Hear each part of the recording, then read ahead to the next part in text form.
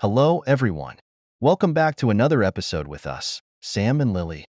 Today, we're tackling one of the most fun and sometimes confusing topics for English learners and even native speakers: the differences between British English and American English. We'll cover everything from pronunciation quirks to vocabulary, grammar, and even the cultural context behind certain words. Absolutely. So, get comfy, grab a notepad if you're keen on picking up some tips. And don't forget, we've also put together a helpful PDF guide that you can find in the description below. And, of course, don't forget to hit subscribe if you haven't already. Let's kick things off with something that everyone encounters: vocabulary differences. Even the most basic words can vary between the UK and the US. For sure. A classic example is the word lift. In the UK, if you want to go up a few floors, you'd take the lift. In the US, that's called an elevator. Same function, completely different word. Exactly.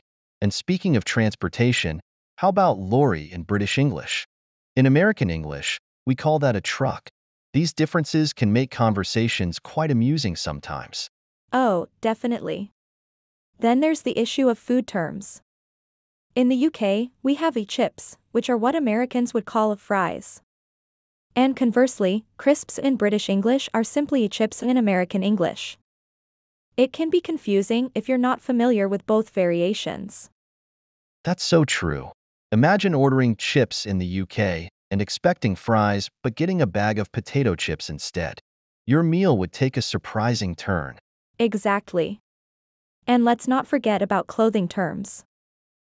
In British English, you'd wear a jumper, while Americans refer to that as a sweater. Or if you're feeling chilly, you'd wear a scarf in both varieties, but the style might differ. These little distinctions can change the whole context of a conversation. Another interesting one is boot and trunk. In the UK, the boot is the storage compartment at the back of a car, while Americans call it the trunk. And let's talk about the term biscuit. In British English, that's a sweet baked good, like a cookie in American English. But if you're in the US, a biscuit is actually a type of soft bread roll often served with breakfast.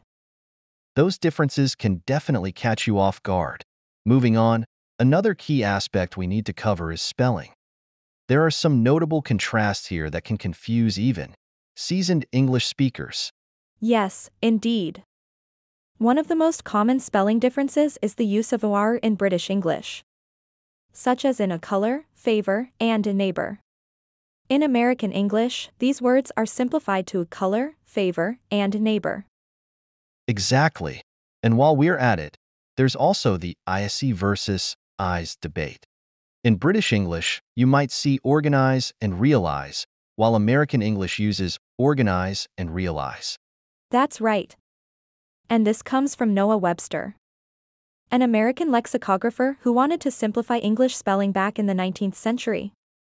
His influence still shapes American English today. Let's not forget about words that are spelled the same but have different meanings. For example, practice in British English can be a noun or verb, while in American English, practice is the noun form and the verb form is practice with an S. Great point. And this leads us to the next topic: pronunciation. The way words are pronounced can vary dramatically between British and American English. Absolutely. One classic example is the word schedule. In British English, it's often pronounced with a SH sound, like schedule. In contrast, Americans typically pronounce it with a hard K sound, like schedule. That's a perfect example. And then there's the issue of the R sound. Many British accents are non-rhotic, meaning the R at the end of words isn't pronounced. For instance, in British English, car sounds more like a caw. In American English, that R is pronounced clearly. Yes, it can really change the way a word sounds. And there are also different vowel sounds, like in the word bath. In British English, it's often pronounced with a short A sound, whereas in American English, it's pronounced with a flat A sound, making it sound more like bath. Right. And let's not forget about regional accents. Within the UK and the US, there are countless accents that can drastically change how English is spoken. For sure, the variety in accents can be so entertaining. You might hear someone from Liverpool speaking with a Scouse accent, and then someone from London with a Cockney accent, and they both sound completely different. Exactly. And in the US, you have Southern accents, New York accents, and so many others. It really highlights the diversity of the language. Now, let's move on to grammar and usage. There are some subtle yet important distinctions between British and American English that can affect how we construct sentences. One notable difference is how collective nouns are treated. In British English, collective nouns, such as team or a government, can be treated as plural. So you might hear, the team are winning. Whereas in American English, those same nouns are generally treated as singular. So you'd hear, the team is winning. It's a small shift but can make a big difference in meaning. Definitely. Another interesting distinction is the preference for using past simple versus present perfect. In British English, you'd often hear, I have just eaten, while in American English, it's more common to say, I just ate.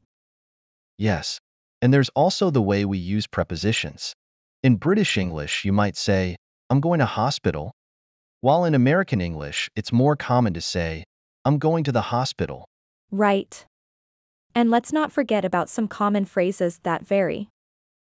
For instance, in British English, you'd say, at the weekend, while Americans would say, on the weekend. Exactly. And that brings us to punctuation, which also has its quirks.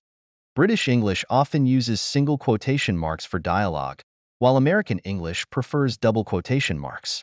It's a small shift but can make a big difference in meaning. And while we're discussing writing, there are different conventions for things like the Oxford comma. In British English, the Oxford comma isn't as commonly used. While in American English, it's often included for clarity. Speaking of clarity, that's why it's essential to understand these differences, especially if you're communicating with people from different English-speaking countries. It can help prevent misunderstandings and make your conversation smoother. And that's what this podcast is all about.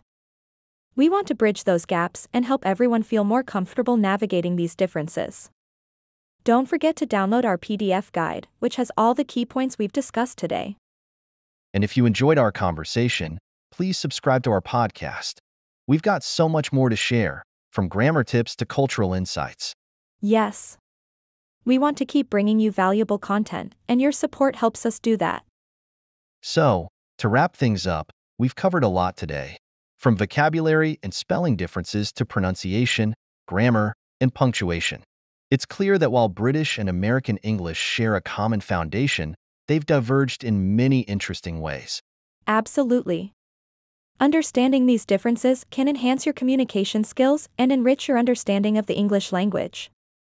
Thanks for joining us today. We hope you found this episode insightful. Until next time, keep exploring the wonders of language. And remember to check out the PDF in the bio and subscribe. See you next time.